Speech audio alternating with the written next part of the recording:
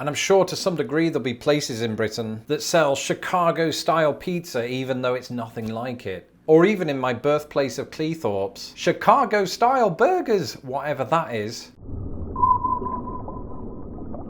Hello, I'm Lawrence and I'm on a quest to uncover all of the memos that Britain and America lost in the pond. And one of those memos pertains to restaurants. And because food is involved, restaurants happen to be a kind of central hub for where British and American differences play out more broadly. Because we see differences in not just the food, but the terminology that's used and some of the customs that are practiced and the practices that are customed. And of course, the mere concept of a restaurant, I don't know why I'm doing that, the mere concept of a restaurant is universal. But the way that they are presented to and used by Brits and Americans is subtly and sometimes not so subtly different. And so here are 7 ways in which British and American restaurants are very different.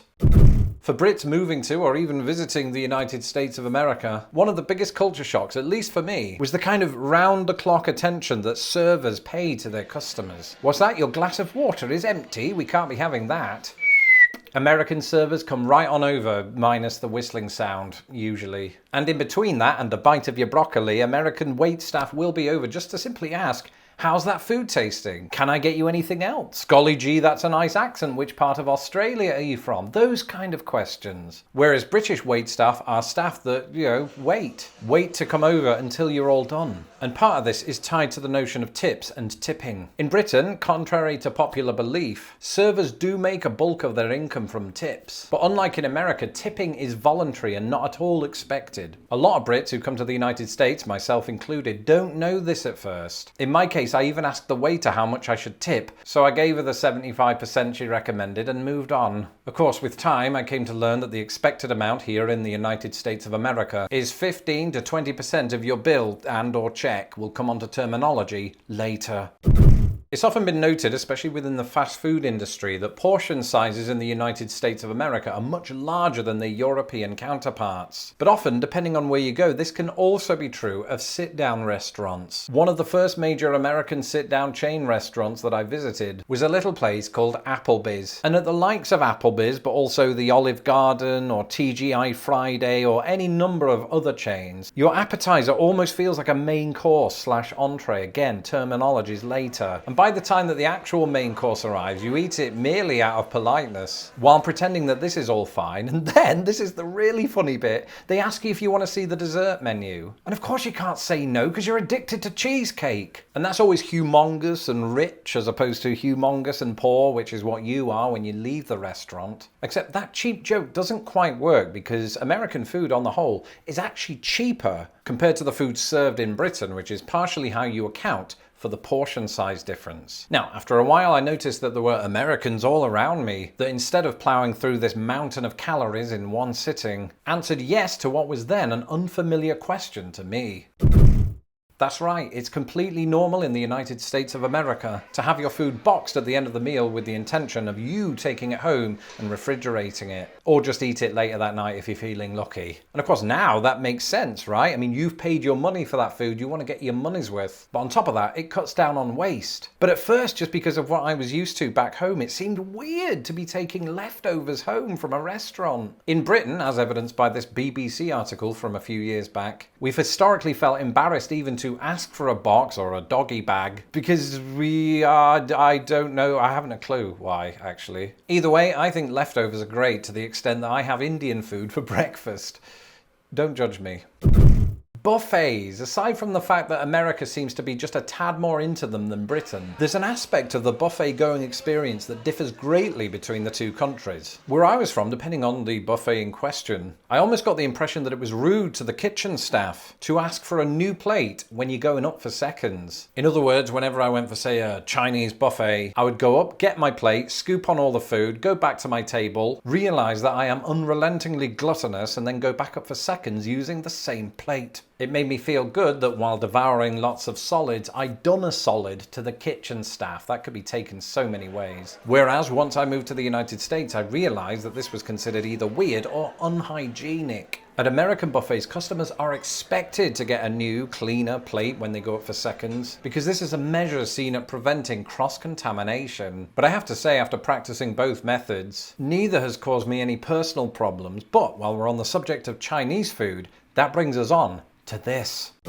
I think it's fair to say that in both Britain and America, ethnic food, or food that is usually associated with a country that is not this one, is extremely popular. And to varying degrees, no matter if you're talking about the United States or Britain, the same countries are often represented at the dinner table. Off the top of my head, the big one is Chinese food. Except you guessed it, British Chinese food and American Chinese food is vastly different. In Britain, Chinese food is often spicy, sometimes curry-based. In the US, on the other hand, Chinese food tends to be centered around standalone fried meats, usually of the chicken variety. Now, these are not entirely absent from Britain, but one way that America differentiates itself is that its Chinese food tends to be a lot sweeter than in Britain. But whichever way you slice it, I planned that. Both British and American Chinese cuisine is a modified version of what actual Chinese people eat in China. And this seems to be a common theme that actually unites Britain and America. Take, for example, Indian food. While it should be pointed out that Indian food is more widely eaten in Britain than in the United States, and that in my experience, certain Indian curries tend to be spicier than their American counterparts, neither is anywhere near as spicy as authentic Indian. On the other hand, in terms of everything I just said there, almost the exact opposite is true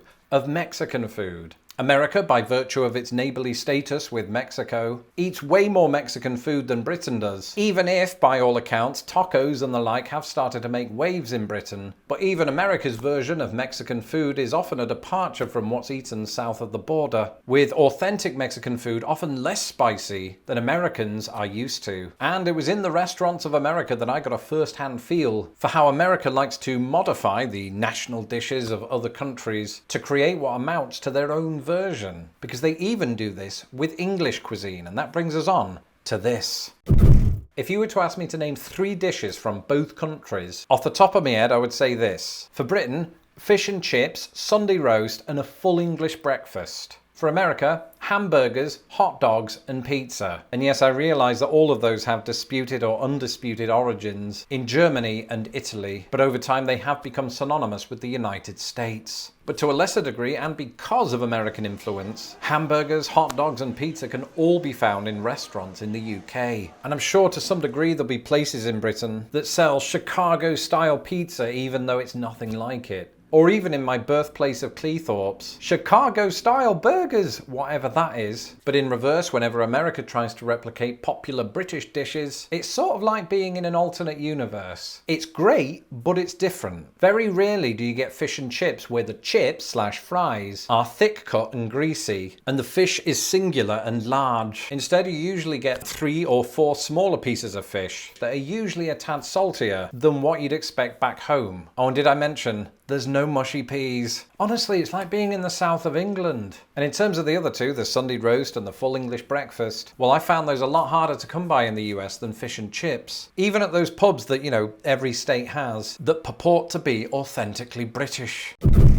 And lastly, we can't talk about British versus American restaurant differences without talking about the terminology. You see, it's one thing to get your food boxed at the end of a sit-down meal, but many of us might like to take it home without sitting down in the restaurant in the first place. In Britain, I always knew this as getting takeaway, which is why I was profoundly confused when I worked in an American office environment and they talked about the key takeaways from the meeting. I thought I was getting curry and chips. In America, this is referred to as takeout or sometimes carry out. And regardless of portion size, we can't even agree on what to call each meal. In the US, for the most part, the meal immediately preceding the main meal is usually known as an appetizer. In Britain, I always refer to this as a starter, but some, as the French do, might call it an entree. And this is where things get confusing, because Americans and Canadians alike use the word entree to mean the main meal. For us, the main meal is usually known as the main course. If it's a Sunday roast, that main course will include a Yorkshire pudding, and this is where things get doubly confusing, because we in Britain also use the word pudding as a catch-all term for dessert. In fairness, we do also interchangeably use the word dessert. In America, the word pudding is more specific, and the catch-all term has been deserted in favour of dessert. And the implements with which we eat this food, i.e. the knife, fork and spoon,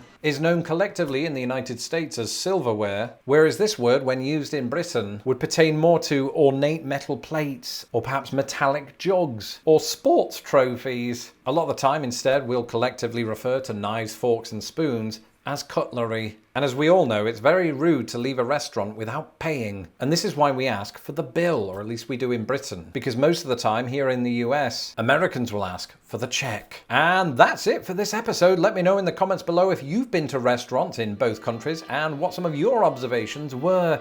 I'm Lawrence Brown. You can follow me on Twitter at LostInThePondUS, and don't forget to subscribe to my channel so that my videos don't get lost in the pond. And a big Applebee's portion-sized shout out to my patrons who make these videos possible. If you would like to support Lost in the Pond, you can do so today at patreon.com/lostinthepond. Until the next video, goodbye.